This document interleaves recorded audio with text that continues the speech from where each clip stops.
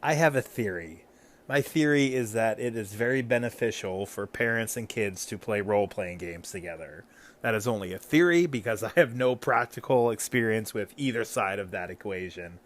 That said, no adults allowed. I love that your kids are branching off and bringing a new player into the hobby and are just going to get together and play games with no adult, oversight. I mean, obviously there will be some, but just kids being kids with other kids.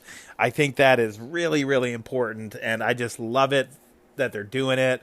I wish them the best. I think it's awesome. You've done an amazing job from everything I can tell of teaching them awesome stuff. And yeah, best of luck to everybody involved. Peace out.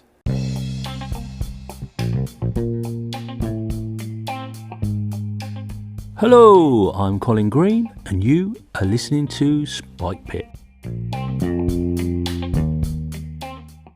Oh, well, I don't know about all that, Mr. Richter, but kind words aside, I think your theory is solid. I've actually stepped away to record this because the kids are deep into their D&D session. Seems to be it seems to be going pretty well. Sonny's settled into his role as the dungeon master, and to my ears, it sounds like he's improvising with the best of them. Nearly floored one of the characters. In fact, he did. He did drop one of the characters in the first encounter. Needless to say, yes, they started off at the bar, and a couple of ruffians come in demanding money, and it all kicked off from there. Good to know the old tropes alive and well, living on in the next generation. But this is an episode of theories, and I've got quite a bunch of theories, and I've got lots of ologists for you. So let's see who's up first. Nah. It's going in the box. Hey Colin, really enjoyed your boxing up episode. I mean, you have a lot of that stuff in D&D Beyond, so I guess for the 5e stuff, it's not a loss. I'm not as super familiar with the other products. I have Fate, and I have got it to the table, but it is hard to sell people on that, right? Most people want to play some form of D&D, whether it's 5e or something older. So I definitely empathize with you there. If you're not using it, get rid of it. I have things that I have boxed up, but I just haven't sold. A lot of old Pathfinder 1 stuff, some other things that I'm going to send to Noble Knight Games for credit to get what my latest collection passion is, which is all this T2K stuff from the first edition. I will have another call-in because I'm running out of time. But I think it's cool and brave to reevaluate the collection. I mean, I have tried to get, for example, Out of the Abyss running. I had like a one-shot part of it where the opening scene we ran and the characters got to a point and a cool cliffhanger, and there was like a hint that we were going to play some more, but it just never materialized. And I feel that's a big problem with a lot of these long-term commitment type adventure path games. I mean, in all my years of running, I've only finished 3 adventure paths. 2 of them weren't even in D&D. Actually, none of them have been in D&D. 2 of them have been in Warhammer Fantasy, and one of them was in Starfinder. So there you go. They're challenging to finish, and there's so much promise when they start. Interesting that Carl uses the word brave. I don't know if I'd go as far as brave myself, but it was a bit of a wrench. I'd be lying if I said it wasn't. But I feel generally happy about my choices. I've had a few sort of pangs of doubt following getting rid of them, but I've remained strong, and it's been encouraging that they're selling quite well on eBay. So that's a result. It's going in the box. I have a theory for you now.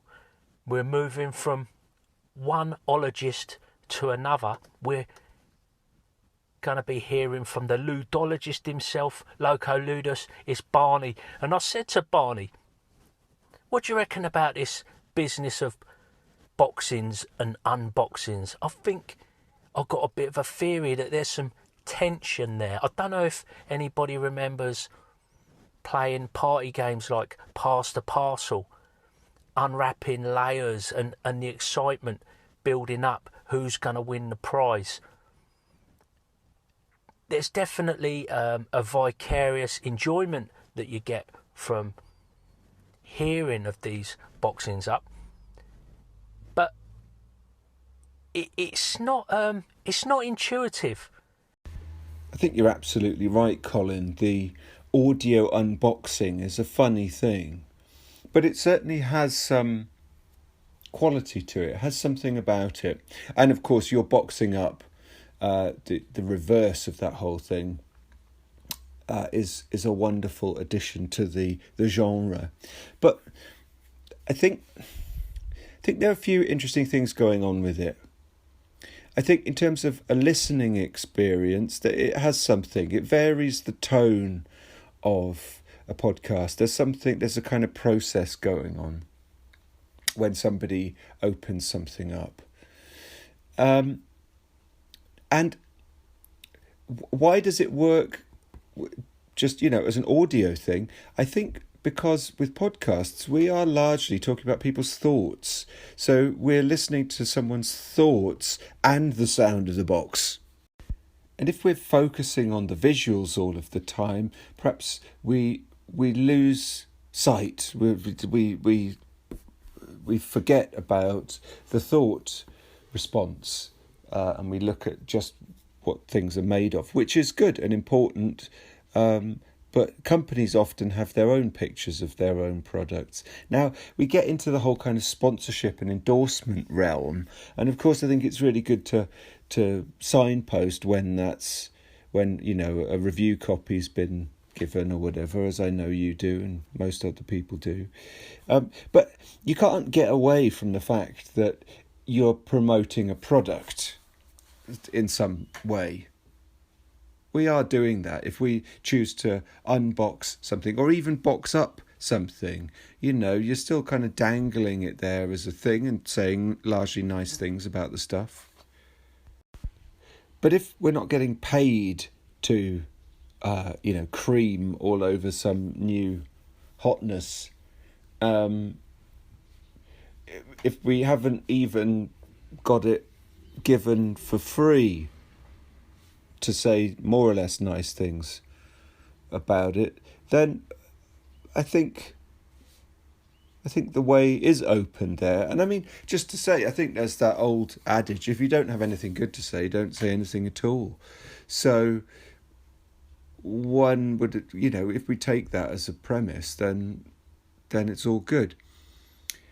But what's the appeal? Why? What does it offer? This is the thing. I think it does offer something. I think it does.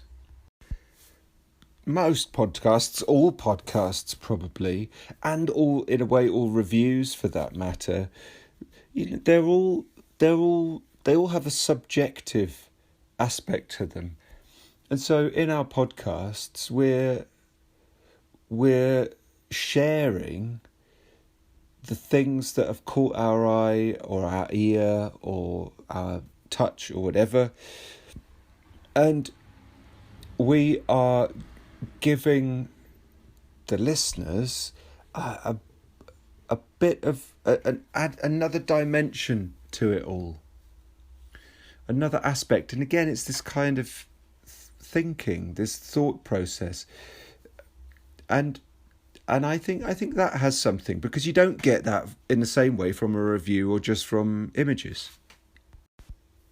And that first impressions thing, that kind of on the fly revelation of getting this thing that one is invested in is interesting, because if we listen to a podcast, we like what the presenter or presenters say.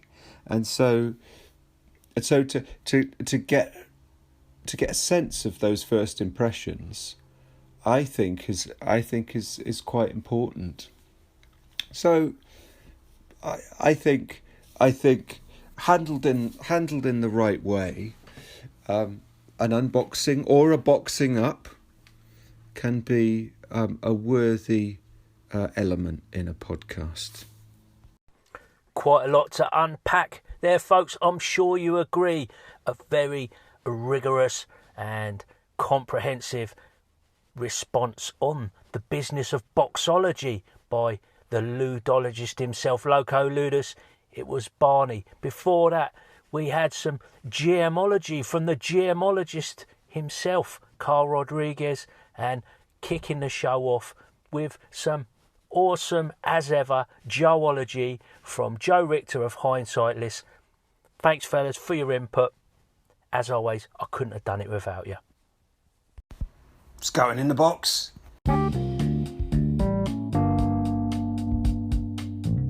And that, as they say, is a wrap. Big thanks goes out to you, the listener, for taking a bit of time out of your day to listen to old Spike Pit. Take care, and I'll catch you later.